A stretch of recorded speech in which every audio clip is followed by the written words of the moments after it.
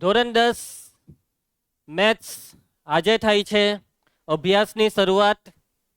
આજના લેક્ચરમાં આપણે શરૂ કરીશું એક નવું ચેપ્ટર. ધોરણ 10ના મેથ્સની શરૂઆત કયા ચેપ્ટરથી કરવાના છીએ? Chapter number 13 આંકડાશાસ્ત્ર. તો અત્યાર સુધીના બે લેક્ચરમાં મેં તમને પહેલા લેક્ચરમાં શું સમજાવ્યું? Basic versus standard. હવે બધું એ મસ્ત સમજ પડી ગઈ છે. એના પછી સેકન્ડ લેક્ચરમાં ગઈકાલે શું સમજાવ્યું? મેથ્સનું ઓરિએન્ટેશન. એમાં તમને ઘણી બધી માહિતી આપી અને હવે આજે આપણે અભ્યાસની શરૂઆત કરીએ. બરાબર છે વંશ? તો 13મું ચેપ્ટર આંકડાશાસ્ત્ર. આ ચેપ્ટર બોર્ડની પરીક્ષામાં કેટલા માર્ક્સનું છે? બેઝિક મેથ્સવાળા વિદ્યાર્થીઓ માટે આ ચેપ્ટર 16 માર્ક્સ. તમારે આ જોવાનું જનરલ વિકલ્પ સહિત 16 માર્ક્સનું ચેપ્ટર. અને સ્ટાન્ડર્ડ મેથ્સવાળા વિદ્યાર્થીઓ માટે કેટલા માર્ક્સનું ચેપ્ટર શિવમ? 10 માર્ક્સનું ચેપ્ટર. હવે 16 માર્ક બહુ વધારે કહેવાય અને 10 માર્ક ઓછા તો નહીં કહેવાય. એટલે કે બંને વિદ્યાર્થીઓ માટે બેઝિક રાખ્યું હોય કે સ્ટાન્ડર્ડ, આ ચેપ્ટર ખૂબ એટલે ખૂબ જ અગત્યનું ચેપ્ટર. આ ચેપ્ટરમાં તમારે બરાબર ધ્યાન આપવું પડે. એકદમ ફૂલ ફોકસ, પૂરેપૂરું ધ્યાન અહીંયા જે ભણાવીએ તેમાં. કેમ કે આ ચેપ્ટર આ જ ચેપ્ટર એક એવું ચેપ્ટર છે કે જે તમારા માર્ક્સમાં વધારો કરે. જો તમે કદાચ નપાસ થવાને લાયક હોય તો તમને પાસ કરાવશે. આ જ ચેપ્ટર એવું છે. અને આ ચેપ્ટરની રોજ રેગ્યુલર પ્રેક્ટિસ કરી જ નાખવાની. આજે એક દાખલો કરાવ્યો, ઘરે ગઈને એક દાખલો 1 વાર કરો, 2 વાર કરો, 5 વાર, વારંવાર. મેં તમને કીધેલું ગઈકાલે કે આ ચેપ્ટરને આપણે આખા વર્ષમાં 50 વાર પ્રેક્ટિસ કરવી પડે તો બી ઓછી, 100 વાર પ્રેક્ટિસ કરવી પડે તો બી ઓછી. કર્યા જ કરું પ્રેક્ટિસ. કેમ કે દિશા આના માર્ક્સ જો કેટલા માર્ક્સ છે? 16. અને આ ચેપ્ટરમાં 16 માંથી 16 આવી જાય, નહીં તો પછી કોઈ વિદ્યાર્થી નબળા હોય તો છેલ્લે 16 માંથી 8-9 માર્ક બી આવી જાય તો કેટલું સારું. 26 માર્કે પાસ થવા માટે કેટલું બધું તમને સહાય મળી જાય, કેટલું બધું તમને સપોર્ટ મળી જાય. સાચી વાત? ચાલો, બેઝિક મેથ્સ વાળા 1 માર્કના 3 હેતુલક્ષી આવશે. ટૂંકા પ્રશ્ન, એ બી કેવા કેવા ટૂંકા પ્રશ્ન આવે તે બધા તમને બતાવવા. તમે તમારી મેથ્સની ચોપડી ખોલો ને, આખી ચોપડીમાં હેતુલક્ષી કેટલા છે ખબર? આખી ચોપડીમાં લગભગ 10 થી 15 જ હેતુલક્ષી છે. બોર્ડમાં કેટલા હેતુલક્ષી પૂછાય? 24. અને આ 24 માંથી ચોપડીમાં તો ખાલી 5-10 જ આપેલા છે. અને તમારી સ્કૂલ વાળા છે ને, એ લગભગ તમને તમારી ચોપડીની બહારનું કંઈ કરાવે નહીં, પરંતુ એ બહારની વસ્તુ બોર્ડમાં પૂછાશે. અને ચોપડીની બહારથી બોર્ડમાં શું પૂછાય તે મને ખબર છે. અને હું તમને કરાવવા. કેમ કે તમારામાંથી કેટલાક વિદ્યાર્થી 80 માંથી 80 નો ટાર્ગેટ લઈને બેઠેલા છો. અને તમારા 80 માંથી 80 માર્ક્સ લાવવામાં મારી હું કોઈ કચાશ નહીં છોડા. જો તમારા 80 માંથી 80 નહીં આવે તો એ તમારી કચાશ, પણ આપણા તરફથી 100%ની મહેનત. કેટલા ટકાની? 100%. કોઈ કચાશ રાખવામાં નહીં આવશે. સાંભળી લેજો. બરાબર? ચાલો, એટલે આ 3 માર્કના હેતુલક્ષી માટે, આ 3 માર્ક મેળવવા માટે હું તમને 50 થી 60 હેતુલક્ષી હું કરાવીશ. એ બી ચોપડીની બહારના. ચોપડીમાં તો એક બી નહીં મળે. આ ચેપ્ટરમાં એક બી હેતુલક્ષી જ નહીં મળે.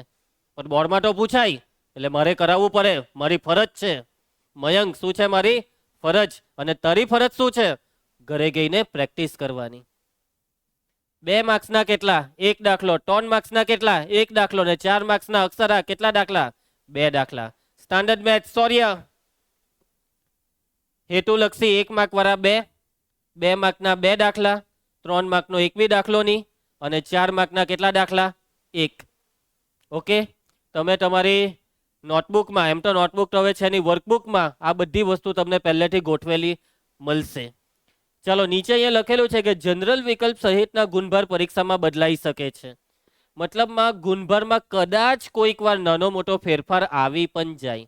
કદાચ, બહુ જ એકદમ બહુ રેર સિચ્યુએશનમાં. બરાબર છે? અત્યાર સુધી તો મોટે ભાગે કોઈ ફેરફાર નથી થયા. કદાચ થઈ જાય તો બી બહુ ટેન્શન નહીં લેવાનું. દ્રષ્ટિ કઈ ટેન્શન નહીં લેવાનું. ફેરફાર થાય તો 16ના 17 કે 15 થાય, પછી 16ના ડાયરેક્ટ 2 માર્ક નહીં થાય. સમજી ને? ફેરફાર નાનકડા થાય. અહીંયા 2 માર્કનો 1 પૂછાતો હોય તો અહીંયા 3 માર્કના કદાચ 2 પૂછાઈ જાય. એવા નાના મોટા ફેરફાર થાય, એનું કોઈ ટેન્શન લેવાનું નહીં. ચલો, વંશ ચેપ્ટર ચાલુ થાય છે. સૌથી પહેલી વસ્તુ કે આ ચેપ્ટર એ કોમર્સનું ચેપ્ટર છે. શાનું ચેપ્ટર છે? કોમર્સ. હવે આ ચેપ્ટરનું નામ ઇંગ્લિશમાં શું છે ખબર? આંકડાશાસ્ત્રને ઇંગ્લિશમાં કહેવાય સ્ટેટિસ્ટિક્સ. શું કહેવાય? સ્ટેટિસ્ટિક્સ. એટલે જો કદાચ તમે સાંભળ્યું હોય તો કે 11 કોમર્સમાં એક સબ્જેક્ટ હોય છે અને એ સબ્જેક્ટનું નામ જ છે સ્ટેટિસ્ટિક્સ. એને ટૂંકમાં સ્ટેટ કહે. શું કહે? સ્ટેટ. આંકડાશાસ્ત્ર.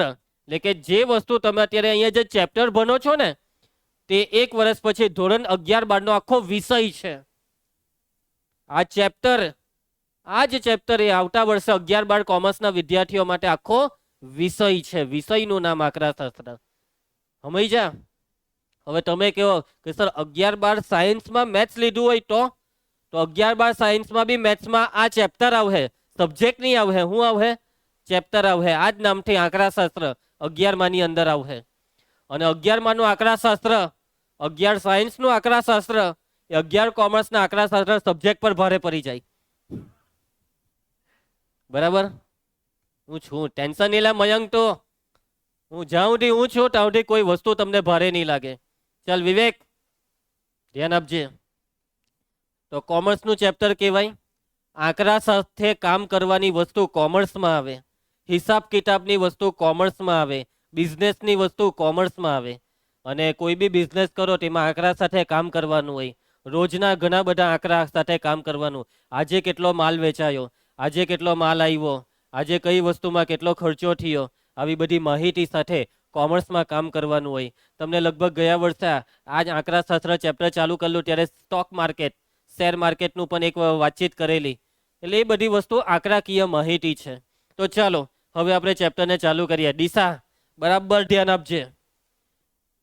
ઓકે, પહેલો ટોપિક છે માહિતીના પ્રકાર. આપણે યક્ષ આ ચેપ્ટરમાં કોની સાથે કામ કરવાનું છે? માહિતી સાથે. દરેક દાખલામાં શું આપેલું હશે સૃષ્ટિ? માહિતી આપેલી હશે. બરાબર છે? તો સૌથી પહેલા માહિતીના પ્રકાર શું છે ખબર છે તમને? 9માં કદાચ મેં તમને શીખવાડેલું છે. ચાલો બોલો માહિતીના પ્રકાર. માહિતીના પહેલા 2 પ્રકાર કયા? માહિતીના પહેલા 2 પ્રકાર. માહિતીના પ્રકારમાં પહેલો પ્રકાર છે અવર્ગીકૃત માહિતી. કઈ માહિતી? અવર્ગીકૃત માહિતી. અને બીજો પ્રકાર છે વર્ગીકૃત માહિતી. યાદ આવે આવું કંઈક? અવર્ગીકૃત માહિતી અને વર્ગીકૃત માહિતી, આ છે માહિતીના 2 પ્રકાર. અવર્ગીકૃત ને વર્ગીકૃત. હવે અવર્ગીકૃત અને વર્ગીકૃત એટલે હું તે હું તમને સમજાવું છું. હવે માની લો કે આપણા ક્લાસની અંદર 10 વિદ્યાર્થી છે. કેટલા છે? 10. એમ તો વધારે છે. હવે તમને 10 વિદ્યાર્થીઓના વજન પૂછવામાં આવે તો તમારામાંથી કોઈ એમ કહે કે સર મારું વજન 45 કિલોગ્રામ છે. બીજો એમ કહે મારું વજન 62 કિલોગ્રામ છે. ત્રીજો એમ કહે કે મારું વજન 25 કિલોગ્રામ છે. ચોથો એમ કહે કે મારું વજન 85 કિલોગ્રામ છે. પાંચમો એમ કહે કે મારું વજન 5 કિલોગ્રામ નહીં, એ તો બહુ ઓછું થઈ ગયું, 44 કિલોગ્રામ છે. એવી રીતના તમને કંઈક ને કંઈક આંકડા આપે. તો અમે અહીંયા જો આ 10 આંકડા લખી દે. 1 2 3 4 5 6 7 8 9 ને 10. શું થયું? 62. તેમાં શું થયું? 2 છોકરાના વજન 62 નહીં હોઈ શકે. અર્থাৎ વિવેક તારું વજન 62 ને મયંકનું બી 62 નહીં હોઈ શકે. હોઈ શકે. બરાબર છે? એટલે ક્લાસમાં 2 વિદ્યાર્થીઓના વજન સરખા પણ હોઈ શકે. સાચી વાત દ્રષ્ટિ? તો ચાલો ધ્યાન આપજો. વંશકુમાર, તો આ જે મેં માહિતી લખેલી છે ને, એક એક વિદ્યાર્થીના વજન જે લખેલા છે ને પંક્તિ, આ છે અવર્ગીકૃત માહિતી. કેવી માહિતી સૃષ્ટિ? અવર્ગીકૃત માહિતી. હવે વર્ગીકૃત માહિતી એટલે શું તે તમે સમજો. હવે માની લો કે આ ક્લાસમાં 50 વિદ્યાર્થી છે. કેટલા વિદ્યાર્થી છે પ્રિયંકા? 50 વિદ્યાર્થી છે. હવે આ 50 વિદ્યાર્થીના વજન મેં આવી રીતના લખવા જામ તો એ બહુ વધારે પડતી મોટી માહિતી થઈ જાય. તો જ્યારે માહિતીમાં આંકડા વધી જાય દિયા, આંકડા શું થઈ જાય? વધી જાય. ત્યારે માહિતીને વર્ગીકૃત કરવાની. એટલે તો માની લેવો કે આ ક્લાસમાં 45 કિલોગ્રામ વજનવાળા કેટલા વિદ્યાર્થી છે? 3. 45 કિલોગ્રામ વજનવાળા 3 વિદ્યાર્થી, તો 45 ની નીચે 3 લખવાનું. 52 કિલોગ્રામ વજનવાળા 4 વિદ્યાર્થી, તો 52 ની નીચે 4. 47 કિલોગ્રામ વજનવાળા 2 વિદ્યાર્થી, તો 1. એના પછી 35 કિલોગ્રામ, 35 વાળો કોણ હતો? એક નહીં, 25 કિલોગ્રામ, 25 કિલોગ્રામ વજન વાળો એક વિદ્યાર્થી. મહિલો, ઓહો, એ બાજુવાળો, ચાલો 26 કિલોગ્રામ વાળો એક. ચાલો એના પછી 38 કિલોગ્રામ વાળા 5, એમ. એટલે કે આ માહિતીને વર્ગીકૃત કરી કહેવાય. હવે આ જે 45, 52 આ બધું વજન છે અને નીચે એની આવૃત્તિ છે. આવા તમને કોઠા આવતા ને, ગયા વર્ષે આલેખવાળા દાખલામાં આવા કોઠા આવતા ને, તો એ જે કોઠા હાથે તમે કામ કરેલું છે ને, એ કોઠા વર્ગીકૃત માહિતીના કોઠા હતા. કઈ માહિતીના કોઠા હતા? વર્ગીકૃત માહિતીના કોઠા હતા. તો જોઈ લેવો, આવી રીતના કોઈ માહિતી ગોઠવેલી હોય તો તેને કેવી માહિતી કહેવાય? વર્ગીકૃત. વર્ગીકૃતમાં એક વસ્તુ યાદ રાખી દેજો, બરાબર યાદ રાખી દેજો વિશ્વા, કે વર્ગીકૃતમાં કોઠો આવે જ. કોઠો આવ્યો એટલે કઈ? વર્ગીકૃત. ને કોઠો નહીં આવે આવી રીતના સાદું દેશી, અવર્ગીકૃત. ક્લિયર બધાને? પાક્કું મગજમાં ઉતરી ગયું? હવે આ કોઠાના બી બે પ્રકાર પડે. કેટલા પ્રકાર પડે? બે પ્રકાર પડે. એટલે વર્ગીકૃત માહિતીના પણ બે પ્રકાર પડે.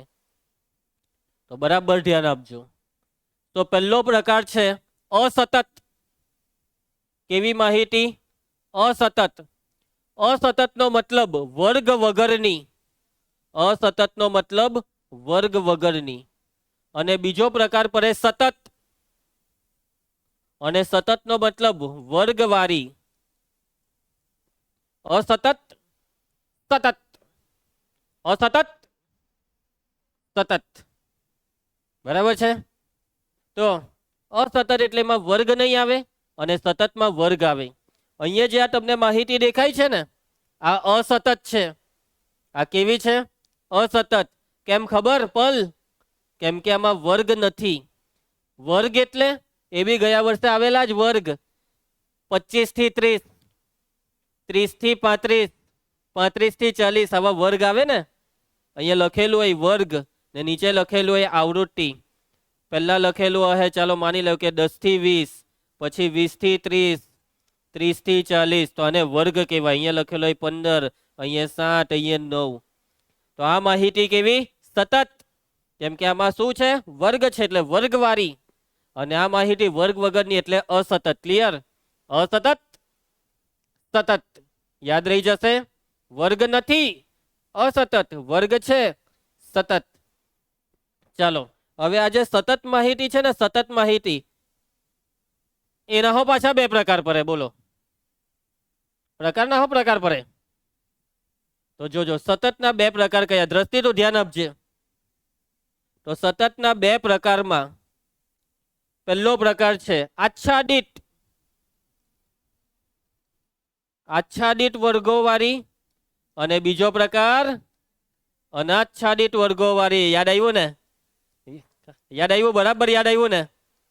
આચ્છાદિત વર્ગોનો બીજો નામ છેદતા વર્ગો. કેવા વર્ગો? છેદતા વર્ગો.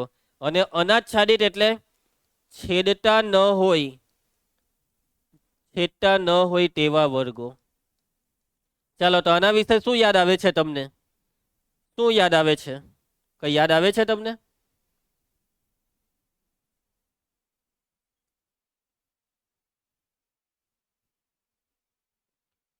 તો અહીંયા જે તમને આ વર્ગ આપેલા છે તે આચ્છાદિત છે કે અનાચ્છાદિત? આચ્છાદિત. કેવી રીતના ખબર પડી આચ્છાદિત? ધ્યાન આપે છે ને અક્ષરા? તો આ પહેલો વર્ગ છે 10 થી 20 ને બીજો છે 20 થી 30. પહેલો વર્ગ જ્યાં પૂરો થયો બીજો ત્યાંથી જ ચાલુ થાય. એટલે આ બે જો હરખું હોય તો આને કહેવાય કેવી? આચ્છાદિત. આ વર્ગોને કેવા વર્ગો કહેવાય? નિર્ભય છેદતા વર્ગો. કેવા વર્ગો કહેવાય? છેદતા. અથવા બીજો શબ્દ કયો છે? આચ્છાદિત. બોલજે જોરમાં, કયો શબ્દ છે? આચ્છાદિત. જોરમાં બોલવાનું મારી જેમ. પેલાને જોજે, કોઈ દિવસ એની બાજુમાં બેસે તો કાન દુખવા માંડે, એટલું જોરમાં બોલે. ચાલો એના પછી હવે માની લેવો કે તમને વર્ગ આવા આપેલા હોય 0 થી 9, 10 થી 19, 20 થી 29. તો આવા જો વર્ગ આપેલા હોય તો આને કહેવાય અનાચ્છાદિત. સાંભળે છે ને યક્ષ? કેવા વર્ગ છે આ? કેવા? અનાચ્છાદિત. કેમ કે જો પહેલું 9 પર પૂરું થયું ને બીજું 10 થી ચાલુ થયું, એટલે આ બે હરખા નથી. અને જો હરખા નહીં હોય તો એને કેવા વર્ગ કહેવાય? અનાચ્છાદિત. યાદ આવે છે? હવે આપણે આ કોઈ બી વર્ગ હોય ને વંશ, માની લે કે આ વર્ગ છે 30 થી 40, તો આ 30 થી 40 માં 30 એટલે 30 એટલે બરાબર બોલો દેવા, કઈ સીમા? અધઃ સીમા બિંદુ, ટૂંકમાં અધઃ સીમા. ને 40 એટલે ઉર્ધ્વ સીમા અથવા ઉર્ધ્વ સીમા બિંદુ. યાદ આવે છે આ બધી વસ્તુ? એના પછી હજી એક વસ્તુ યાદ આવે 9મા ધોરણની, કઈ ખબર? વિવેક તને ખબર કઈ? તો એક સૂત્ર છે. કોનું સૂત્ર? પહેલું સૂત્ર છે વર્ગ લંબાઈનું સૂત્ર. શું હતું વર્ગ લંબાઈનું સૂત્ર? ઉર્ધ્વ સીમા માઇનસ અધઃ સીમા. પૈટોભાઈ છેદ છેદ નહીં બોલો. વર્ગ લંબાઈનું સૂત્ર છે ઉર્ધ્વ સીમા માઇનસ અધઃ સીમા. બરાબર છે દિયા? ઉર્ધ્વ સીમામાંથી અધઃ સીમાને માઇનસ કરીએ તો વર્ગ લંબાઈ મળે. મીટ આ જે વર્ગ લખેલો છે આની વર્ગ લંબાઈ કહી શકશે તું? વર્ગ લંબાઈ ઉર્ધ્વ સીમામાંથી અધઃ સીમા માઇનસ કરવાનું. એકદમ સિમ્પલ દ્રષ્ટિ. પાછળ વાળામાંથી આગળની સંખ્યા બાદ કરી નાખ. 40 માંથી 30 જાય તો એટલે આની વર્ગ લંબાઈ 10. ચાલો આની વર્ગ લંબાઈ બોલો. 29 માંથી 20 જાય તો 9. સિમ્પલ ને એકદમ. અને સંધ્યા આવી બધી વસ્તુ બોલે, 1 માર્કમાં પૂછાઈ જાય આ ચેપ્ટરમાંથી. આપેલા વર્ગની વર્ગ લંબાઈ શોધો ને 1 માર્ક લઈ લો, તો શું તમારાથી શોધાઈ જશે આવી રીતના વર્ગ લંબાઈ વંશ? શોધાશે ને? કોઈ બી વર્ગ આપી દે તો શું કરવાનું છે ખાલી પ્રિયંકા? બાદબાકી પાછળની સંખ્યામાંથી આગળવાળી સંખ્યા બાદ. ઉર્ધ્વ સીમા માઇનસ અધઃ સીમા. મગજમાં ઉતરે આ વાત સાક્ષી? બરાબર મગજમાં વાત ઉતરે? હા ચાલો એના પછી સેકન્ડ. હવે એના પછી બીજી એક વસ્તુ તમને યાદ કરાવો દિશા. હવે બીજી વસ્તુ છે મધ્ય બિંદુ. મધ્ય બિંદુનું સૂત્ર કોઈને આવડે છે? મધ્ય બિંદુ એ બી ગયા વર્ષે લખાવેલું.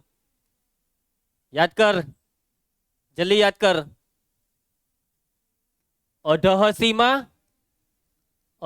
સીમા વત્તા ઉર્ધ્વ સીમા છેદમાં 2. સરવાળો કરીને 2 વડે ભાગવાનું. આ છે સૂત્ર. સરવાળો કરીને કેટલા વડે ભાગવાનું? 2 વડે ભાગવાનું. યાદ રહેશે?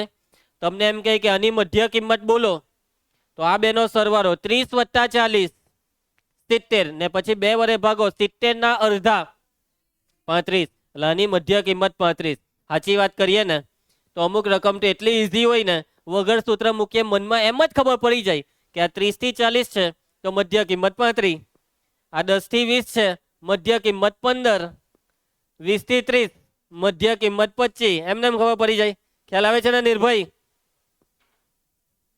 ચાલો હવે તમને એમ પૂછે કે ચાલો 0 થી 9 ની મધ્ય કિંમત બોલો. 5 કે 6 કે 4? 4.5. એટલે અમુક વખત ગૂંચવાઈ બી જવાય. પછી અમુક લોકો 0 ને 9 ની વચ્ચે 5 આવે, એવી રીતના નહીં. અમુક વસ્તુ ઈઝી હોય તો અમુક અઘરું લાગે તો આ સૂત્ર મૂકી દેવાનું કે 0 વત્તા 9. આ 0 વત્તા 9 કેટલા થાય? 9. વાટણી કરે. અને 9 ના છેદમાં 2. 9 ના અડધા. 9 ના અડધા બોલ. 4.5. આવી રીતના સૂત્રની મદદથી શોધાય. અને આ બે વસ્તુના દાખલા કેટલા માર્કમાં આવશે? પંક્તિ કેટલા માર્કમાં આવશે? 1 માર્કમાં. કેટલા માર્કમાં? 1 માર્કમાં. સમજ પડી જશે બધાને? કોઈને કઈ તકલીફ? બધું સમજ પડી ગયું? ચાલો ફરીથી એકવાર. માહિતીના કેટલા પ્રકાર? 2 પ્રકાર. પહેલું અવર્ગીકૃત ને બીજું વર્ગીકૃત. વર્ગીકૃતના કેટલા પ્રકાર? 2 પ્રકાર. પહેલું અસતત ને બીજું સતત. અસતત એટલે વર્ગ નહીં આવે ને સતત એટલે વર્ગ આવે. કોઠો દેખાય એટલે વર્ગીકૃત. વિશ્વાંબર છે, કોઠો દેખાય એટલે વર્ગીકૃત, ને આવી રીતના છૂટક દેખાય તો અવર્ગીકૃત. પાછા સતતના 2 પ્રકાર, આચ્છાદિત ને અનાચ્છાદિત. આ છે આચ્છાદિત ને પેલું અનાચ્છાદિત. અને આખા ચેપ્ટરમાં સંધ્યા સાંભળજે હતું, આખા ચેપ્ટરમાં યાદ રાખજો, કોઈ બી દાખલો હોય, કોઈ બી દાખલામાં અનાચ્છાદિત વર્ગ આવે એટલે આચ્છાદિતમાં ફેરવવાના જ.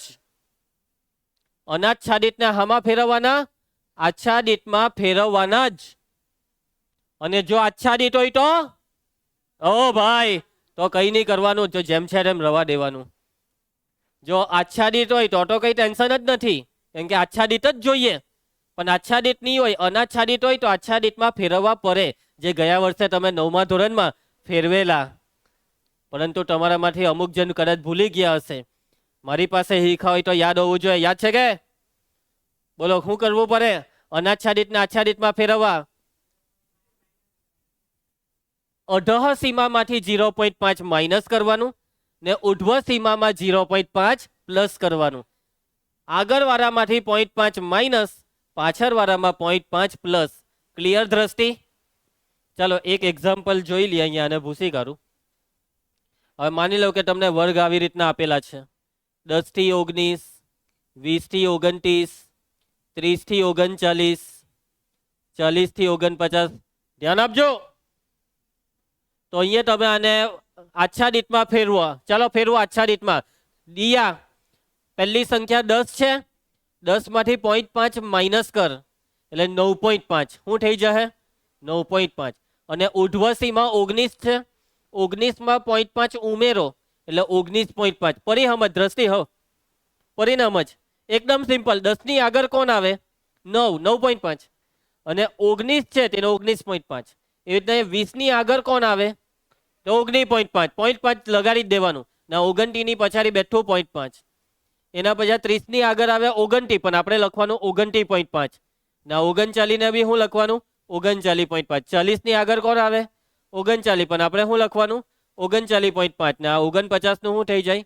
49.5. હવે જો આ ક્રોસમાં હરખું થઈ ગયું. આ બેમાં હરખું નહીં હતું ને, પણ આમાં હરખું થઈ ગયું. એટલે આ વર્ગ કેવા થઈ ગયા? આચ્છાદિત. મગજમાં ઉતરે આ બધી વસ્તુ? કોઈને કઈ તકલીફ? આગળ વધીએ. ચાલો ધ્યાન આપતા રહેજો. મધ્યવર્તી સ્થિતિમાનના માપ. મધ્યવર્તી સ્થિતિમાન. મધ્યવર્તી સ્થિતિમાન. હવે તમે ક્રિકેટ તો રમો જ છો, મેચ બી જોઈ હશે. કેટલા પ્લેયર આવે એક ટીમમાં? રમવાવાળા 11 ને બાકી એમ કેટલા? 16. હવે આ 16 પ્લેયરમાં કોઈ એક પ્લેયર શું હોય છે? કેપ્ટન. બરાબર. એવી રીતના જ આપણી પાસે બી જે માહિતી હશે ને પંક્તિ,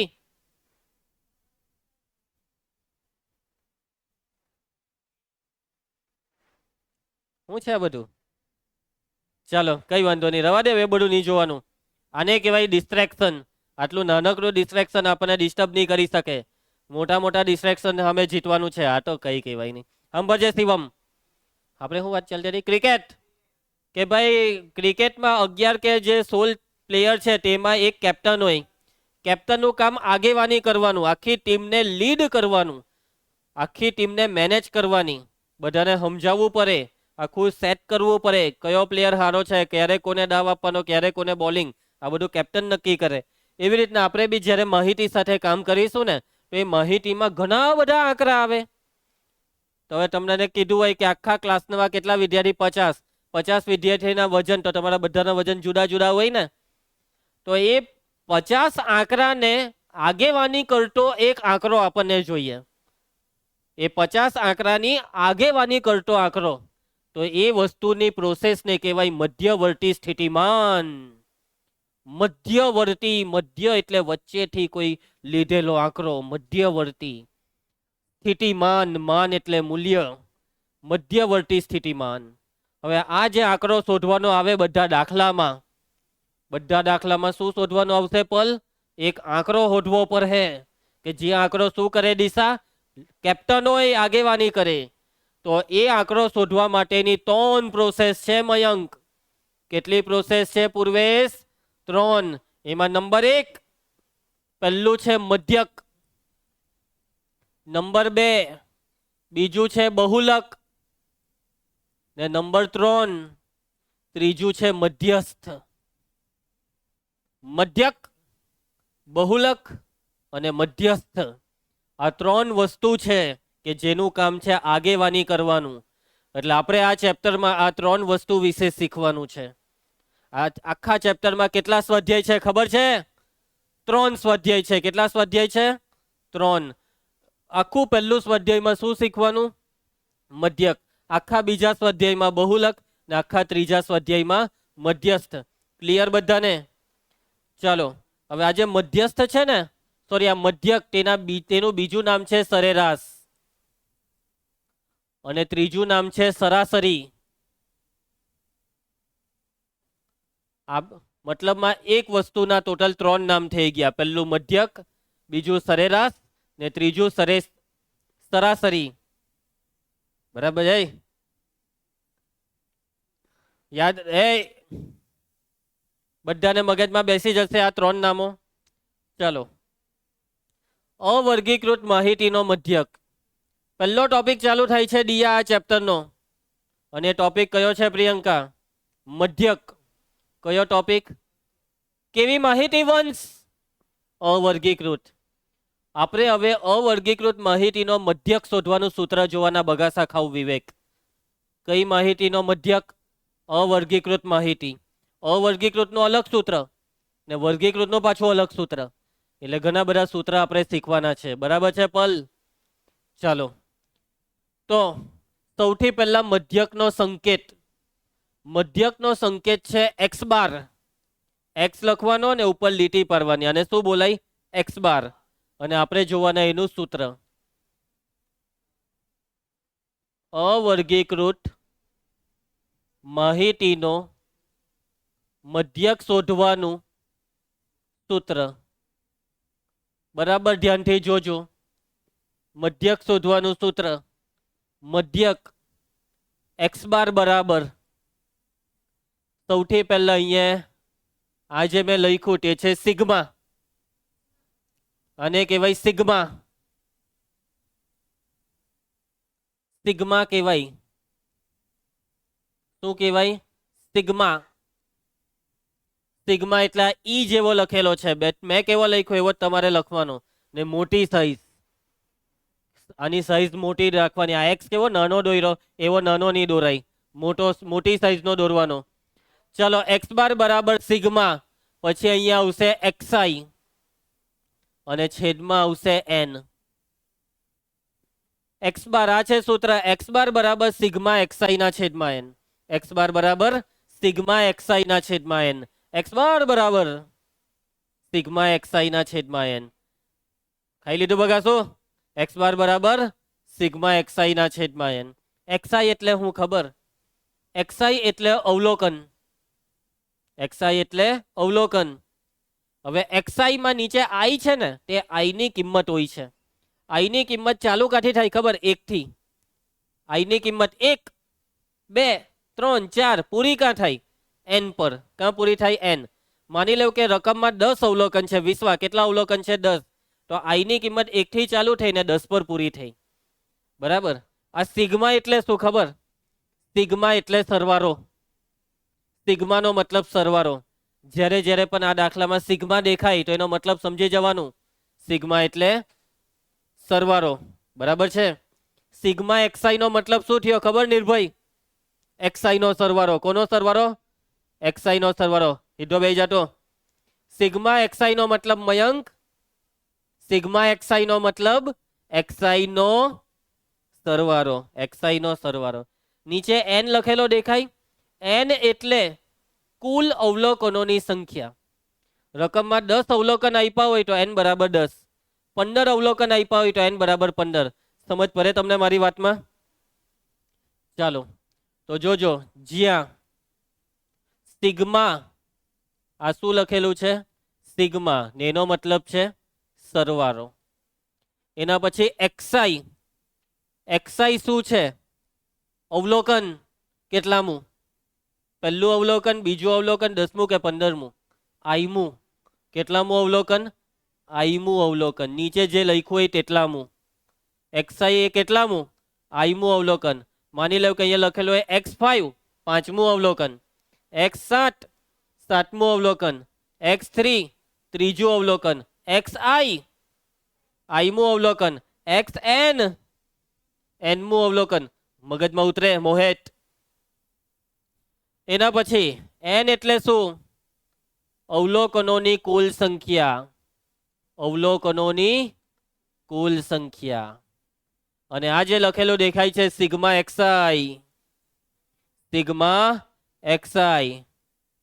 તો સિગ્મા એક્સઆઈ નો મતલબ તમામ xi નો સરવાળો, તમામ xi નો સરવાળો એટલે સમજજો એને, i ની કિંમત ચાલુ કાઠી થાય, 1 થી પૂરી કાઠ થાય n પર, કેમ કે n અવલોકન છે ને, તો પહેલું અવલોકન x1, બીજું અવલોકન x2, ત્રીજું x3, એ રીતના આગળ વધીએ તો છેલ્લું અવલોકન કયું? છેલ્લું કયું? nમું એટલે xn. અને આનો મતલબ શું? સિગ્મા xi નો મતલબ આ બધાનો શું? સરવાળો. એટલે અહીંયા વચ્ચે શું પાડવાનું? વત્તા. સમજ પડી તમને બધાને? ચાલો, કોઈને કઈ તકલીફ? સૂત્ર મગજમાં બેઠું? x બાર બરાબર, બોલો જોરમાં બધા જ એકબીજા સાથે ભેગા મળીને, x બાર બરાબર, યસ, x બાર બરાબર સિગ્મા xi ના છેદમાં n. xi એટલે આઈમું અવલોકન, સિગ્મા xi એટલે બધા જ xi નો સરવાળો, છેદમાં n એટલે અવલોકનોની કુલ સંખ્યા. ક્લિયર? ચલો આગળ વધીએ. અવર્ગીકૃત માહિતીનો મધ્યક શોધવાના દાખલા. મયંક, દાખલા ચાલુ થાય છે, ધ્યાન આપજે. શું શોધવા કીધું છે? પ્રશ્નની સૂચના વાંચો. આપેલ માહિતીનો મધ્યક શોધો. શું શોધો સૃષ્ટિ? મધ્યક શોધો. મધ્યક શોધવા કીધો છે સાક્ષી. તો અહીંયા જે મધ્યક શોધવા કીધો છે, સૌથી પહેલા કોઈ બી દાખલો ચાલુ થાય ને વિવેક, સૌથી પહેલા માહિતી જોવાની. પ્રેમથી જો આ માહિતીને, દેવા ધ્યાનથી આ માહિતીને જો. સૌથી પહેલા ઓળખવું પડે કે આ માહિતી કયા પ્રકારની છે. તો આ કયા પ્રકારની માહિતી છે? વર્ગીકૃત કે અવર્ગીકૃત? અવર્ગીકૃત, કેમ કે કોઠો નથી, એક એક અવલોકન છૂટક છૂટક આપેલા છે, એટલે આ છે અવર્ગીકૃત. બરાબર? ચાલો, તો અવર્ગીકૃત માહિતીનો મધ્યક શોધવાનું સૂત્ર મૂકી દેવાનું છે. સૂત્ર બોલો. x બાર બરાબર સિગ્મા xi ના છેદમાં n. x બાર બરાબર સિગ્મા xi એટલે બધાનો સરવાળો, 2 + 3 + 4 + 5 + 0 + 1 + 3 + 3 + 4 + 3 પરિયમજ, છેદમાં n એટલે અવલોકનોની કુલ સંખ્યા. ગણીકારોને કેટલા છે? 1 2 3 4 5 6 7 8 9 ને 10. અહીંયા લખવાનો 10.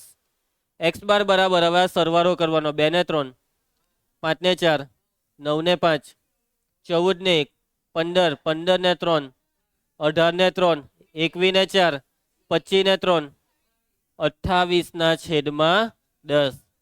પોઈન્ટ કાપતા આવડે કે? નીચે એક બિંદુ છે ને, તો પાછળથી એક દશાંશ સ્થળ છોડીને ટપકું મૂકવાનું. લાનો જવાબ આવ્યો 2.8. ફરી સમજ તમને દાખલામાં આવડી જાય કે આવા દાખલા? કેવો લાગ્યો? એકદમ ઇઝી લાગ્યો ને? અને આવા ઇઝી દાખલા દિયા 1 માર્કમાં પૂછાઈ જતા હોય છે. કેટલા માર્કમાં પૂછાઈ જતા હોય છે મિત? 1 માર્કમાં. એકદમ ઇઝી. આ તમને જે મેં દાખલો કરાવ્યો ને, આ દાખલો તમારી ચોપડીમાં નથી. તમારી ચોપડીમાં આખું ચેપ્ટર અધ્ધર ચાલુ થતું છે, અધ્ધર, ડાયરેક્ટ હવામાં. પણ મેં પદ્ધતિસર, એકદમ પદ્ધતિસર આ ચેપ્ટરની શરૂઆત કરી. મેં જે અત્યાર સુધી ભણાવ્યું ને, ચોપડીમાં કંઈ મળે નહીં. ચોપડીમાં ડાયરેક્ટ બધા દાખલા હાના ખબર? વર્ગીકૃતના. પણ બોર્ડમાં કયા પૂછાય ખબર? અવર્ગીકૃતના બી પૂછાઈ જાય. બોલો, જે ચોપડીમાં નથી તે બોર્ડમાં પૂછાય. પણ બોર્ડમાં એવું જ પૂછાય કે જે આપણે કરાવેલું હોય.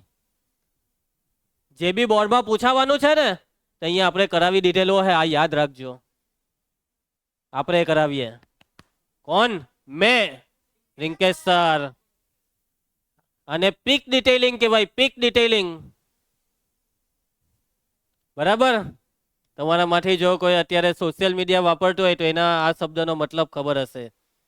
હમણાં પેલું પિક્ચર આવી ગયું ને ધુરંધર, તેના આ જ બધા મેમ્સ આવે. પીક ડિટેલિંગ બાય આદિત્ય ધર. એવી રીતના આપણું ડિટેલિંગ છે. આપણે એક વખત કહી દીધું સંધ્યા, તેમાંથી જ પૂછાય.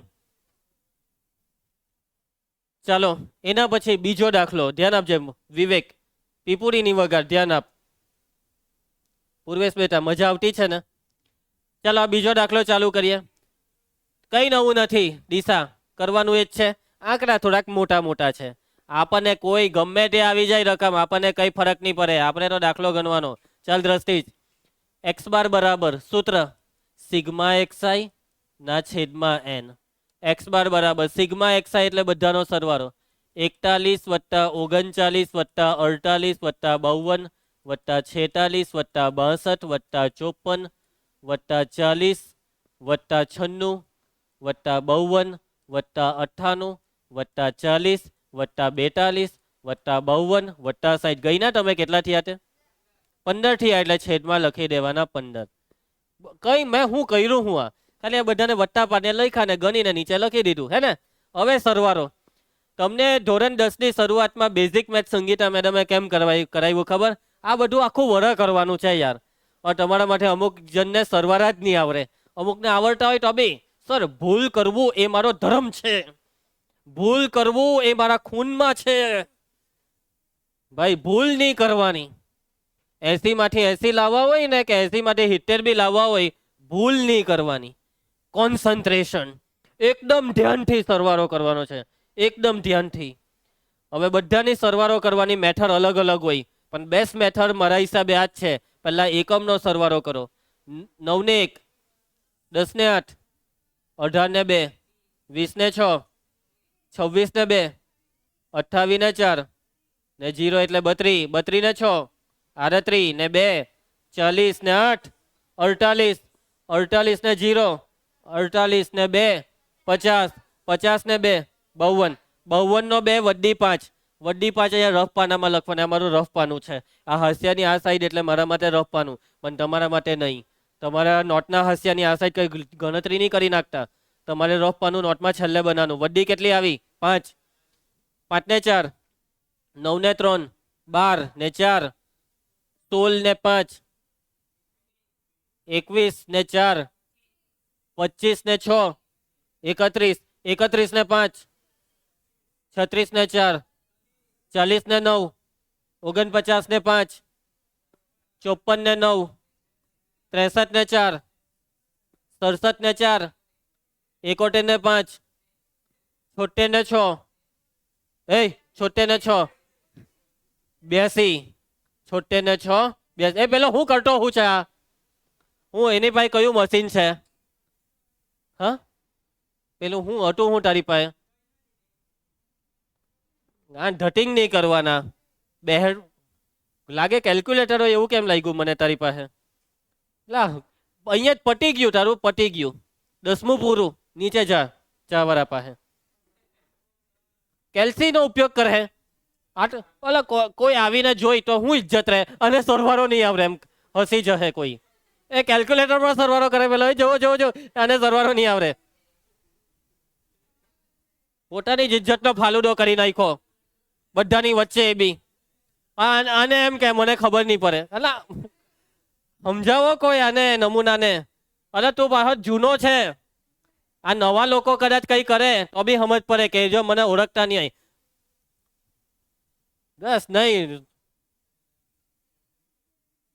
અંદર ખબર નહીં કયું પેન્ટમાં મચ્છર ગઈ ગયેલું હે કે બસ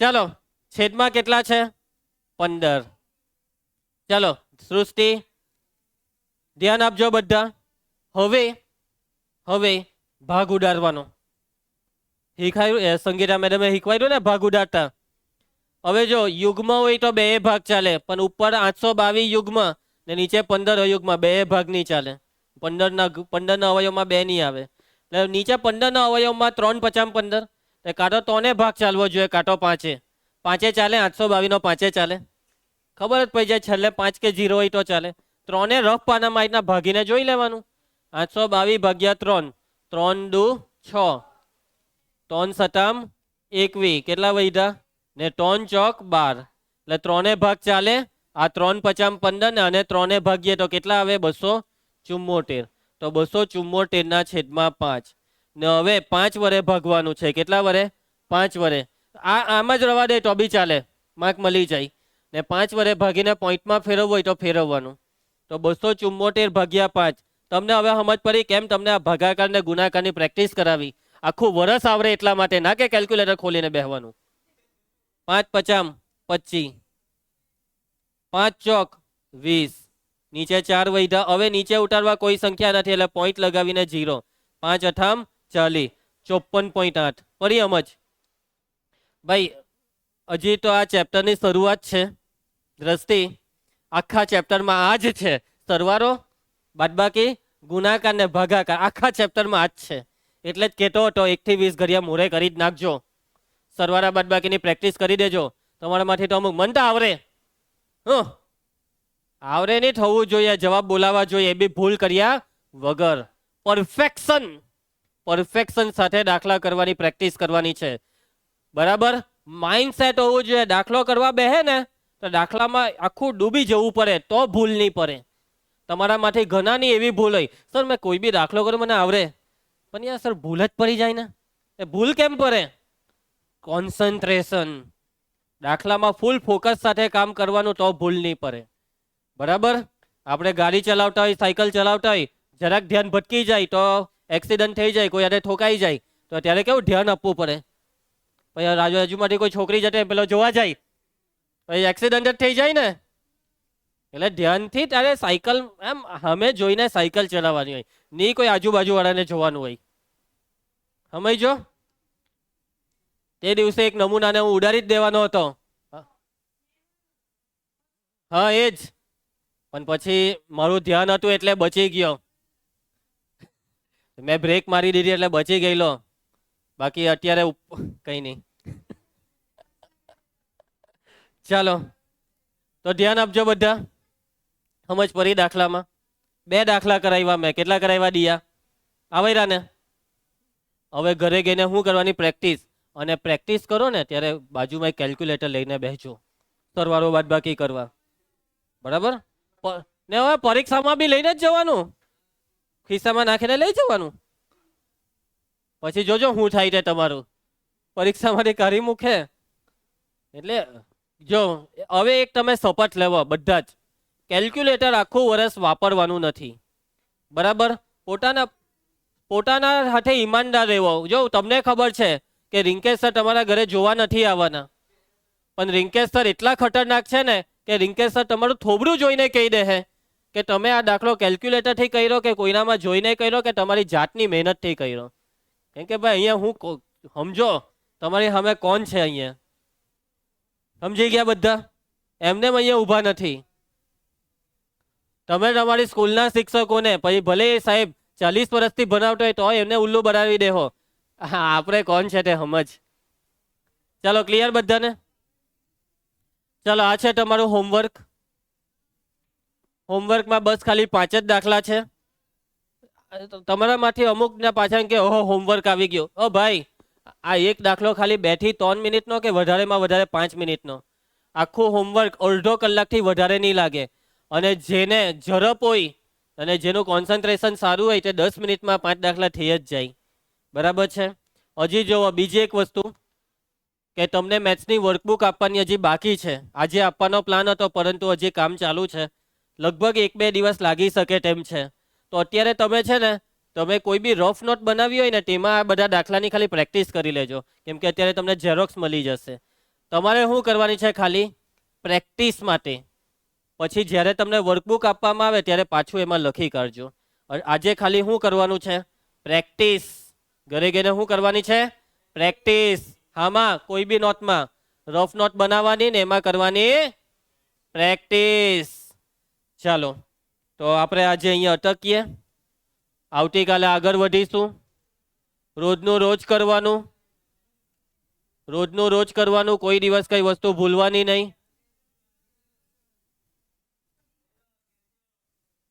ચાલો મળીએ આવતીકાલના લેક્ચરમાં.